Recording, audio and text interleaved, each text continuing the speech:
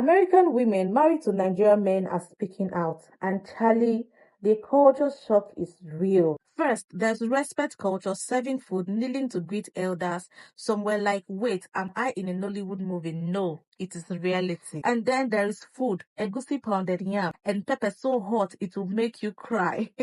One lady said, my husband won't eat unless it is on fire. That is just real, especially when you're married to the Yoruba tribe. They love it hot. Pepper, tatashi. Let's not forget the extended family, because when you marry in Nigeria, you marry everyone. Aunties calling, uncle visiting, opinions flying here and there. And don't even get started on the in-laws. One called her mother-in-law by her first name and nearly caused World War III. You weren't informed? Don't try that with Nigerians women. You call them mommy, mama, you respect them. Now tell me, guys, but in the end, most of them said it is worth it. Nigerian men are loving, loyal, and family first. You can see from their experience. You are all going to listen to them and hear what they had to say. Guys, what do you think about this? Could you marry someone from a different culture? Drop your thoughts in the comment section. Don't forget to like this video, subscribe to my YouTube channel, and share if you found this interesting. Subscribe for more real talks about love, marriage, and trending topics across borders on this channel, guys. Thank you for always stopping by. 5 things that you need to know when you are marrying a Nigerian. Number 1, family is everything. When you're getting married to a Nigerian, you're not just getting married to your husband or wife. You're getting married to the entire family. So be ready for the family to be a part of important decision making, wedding planning, and other events that may occur in your lifetime while you are married to your Nigerian spouse. So make sure you build a really good relationship with your spouse's family so that you will have smooth sailing. Number 2, respect. Regardless of the cultural group in Nigeria, Nigerians place a high emphasis on respect. So get ready to learn how to greet your elders and how to greet your new in-laws, and learn about the different cultural norms so that you will have no issues when it comes to respect. Number 3, food is a love language. You heard me right. So one thing about Nigerians is they're very passionate about their food. So they will offer you food, be very open, and be ready to try new dishes. And if you want to score some points with your new spouse or your in-laws, learn how to make some of the simple dishes like jollof rice and egusi soup and pounded yam and things like that. But if you are offered food by a Nigerian, just understand that it's a love language. So whether or not you eat the food, please be nice and accept it. Number 4, gender roles. It doesn't matter what tribe or ethnic group that you marry into. Nigerian culture does have gender roles. So there are some situations where as a wife, you're expected to kind of take the back seat and your husband is supposed to be, moving into the front. And there are some situations where you're expected as the wife to move to the front and your husband kind of moves to the back. So make sure you discuss the different gender roles with your Nigerian spouse. Last but not least, number 5. Marriage is expected to be till death do us part.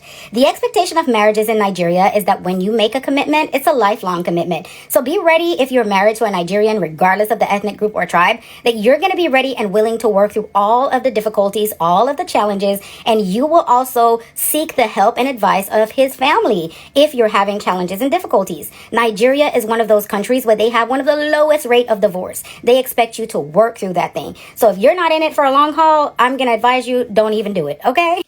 Come on in here, y'all. Let's talk a little bit about our Nigerian in-laws.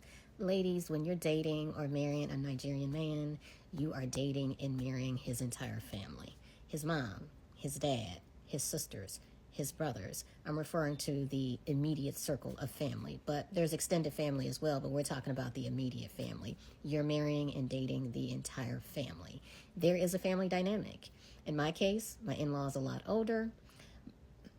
My father-in-law is very traditional, so he was the provider. He worked, he bought the homes, the cars, paid the school fees, bought the food, clothes, and all of that.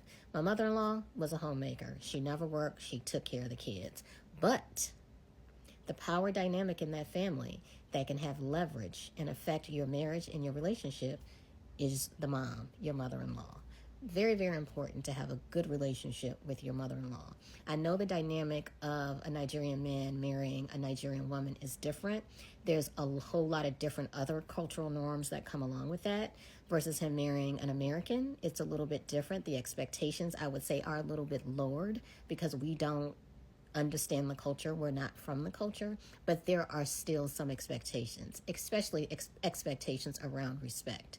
So my advice, there's some unwritten rules that you should learn as far as respect when it comes to your potential in-laws. First off, when my in-laws come to my home, I don't put my hand out to shake their hand. I do a little curtsy or a little bending the knee or bow just to say welcome, to show them that respect. When my father-in-law comes and we pick him up from the airport, and I'm sitting in the front seat, I automatically hop to the back seat, and him and my husband sit in the front seat, and they drive and go where they're going to go. There's a lot of little things that you could do as far as unwritten rules. Once again, I'll go back to the food. The fact that you're not from the culture and you're really trying to learn how to cook the food and learn how to get the flavors and the taste and asking questions, that also shows a sign of respect, that you respect the culture, you respect their son and trying to provide and take care of him. So that also will bring a level of building a good relationship with your in-laws. But I will tell you, I have seen some mother-in-laws give their daughter-in-laws hell.